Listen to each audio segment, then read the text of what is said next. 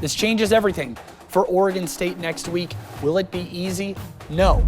But that is in the Oregon State DNA. A moment the Beavers needed badly. A 5-game losing streak is over, and we had a man and a camera in the middle of all that magic and madness. KEZI 9 sports reporter Brett Taylor joins us from Reeser. Brett, I know there's probably a lot to say, but what about those last 2 minutes? Take us through it. Everett Hayes, a 54-yard field goal to keep bowl season alive.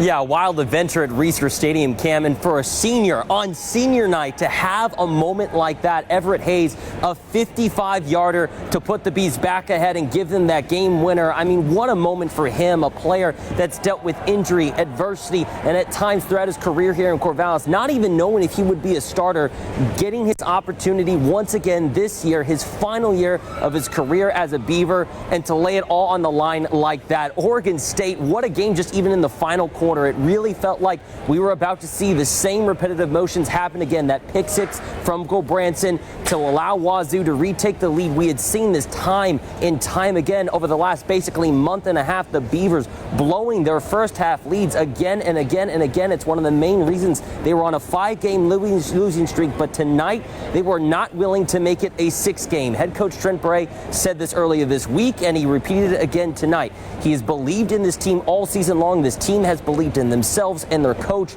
and it showed up tonight, and that's exactly why they got a big win against Pac-12 rival Washington State, and that's exactly why their season continues on as they've got a big game next week against Boise State, Cam.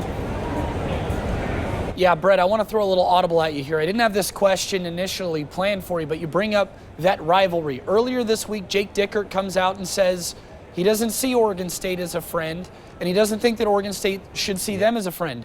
This is one of their biggest rivals now, and it felt like Oregon State took that message straight to the heart. Just talk to me about the atmosphere of this team going into the game and how that helped them finish this thing off.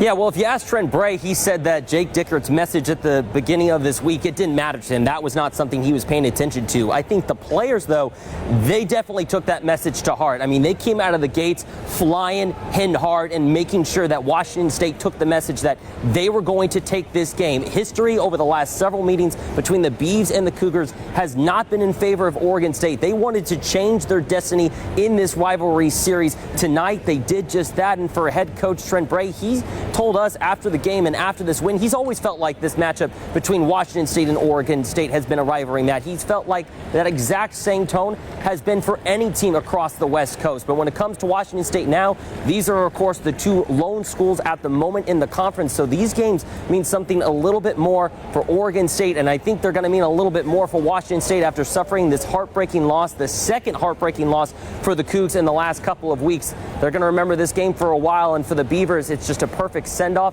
to end senior night in their final home game in Corvallis. But again, that tough matchup against Boise State, that's going to be one to keep an eye on, because if they win, their playoffs hopes, or their postseason hopes continue for bowl eligibility. They just need one more win to clinch that. Lose, though, their season will be over. So everything on the line next week, Cam, for Oregon State. All right, Brett, I got to say it before I let you go. Pac-12 After Dark, baby. It was good to have another edition of that. That's Brett Taylor. Absolutely. Go ahead. Go ahead. Pac-12 After Dark, Cam, it lives on. It never died. Even when the conference was going through everything it went through last year, Pac-12 After Dark will live forever. All right, Brett. Brett Taylor, very hard at work today. Thanks a bunch. I'll have more college football coverage for you here in the next couple days. At Autzen next week for a mean rivalry that's set to close the season. Brett, drive back safe, my friend.